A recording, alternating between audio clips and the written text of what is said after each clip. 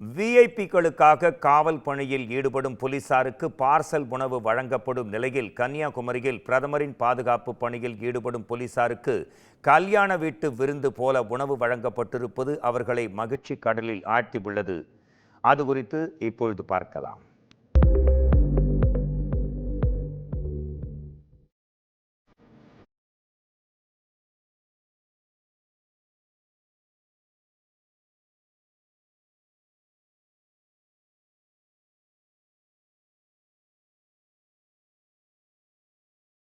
கல்யாண சமையல் சாதம் காய்கறிகளும் பிரமாதம் என்பது போல நீங்கள் பார்த்த உணவு தயாரிப்பு போலீசாருக்காக பிரத்யேகமாக தயாரிக்கப்பட்டது.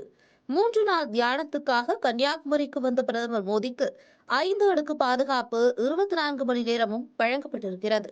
இந்த பாதுகாப்பு பணியில் தமிழகத்தின் பல்வேறு மாவட்ட போலீசாரும் குவிக்கப்பட்டிருக்கிறார்கள்.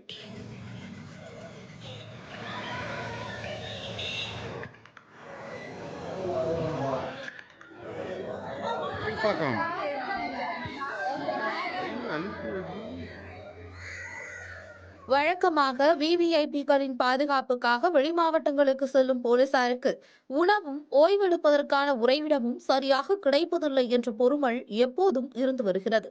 இந்த நிலையில்தான் கன்னியாகுமரிக்கு பாதுகாப்புக்கு வந்த போலீசாருக்கு அந்த பிரச்சனைகள் வரக்கூடாது என்று மாவட்ட காவல் கண்காணிப்பாளர் சுந்தரவதனம் சிறப்பான ஏற்பாடுகளை செய்திருப்பதாக கூறப்படுகிறது. அதன்படி போலீசார் தங்கி ஓய்வெடுக்கவும் ஒன்றாக அமர்ந்து உணவு உண்ணும் வகையிலும் திருமண மண்டபம் ஒன்றை வாடகைக்கு பிடித்துள்ளனர். அங்கு 20 பேர் கொண்ட சமையல் குழுவினர் 3 வேளையும் சுட சுட உணவு தயாரித்து வழங்கியுள்ளனர்.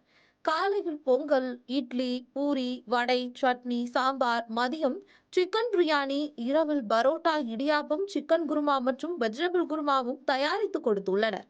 ஒவ்வொரு வேளையும் 3500 பேரில் இருந்து 4000 பேர் வரை சாப்பிடும் வகையில் உணவு தயாரித்துள்ளனர். உணவு தயாரிப்பில் மகளிர் போலீசாரும் தன்னார்வமாக பங்கேற்ற நிலையில் உணவு பரிமாறலிலும் ஈடுபட்டுள்ளனர்.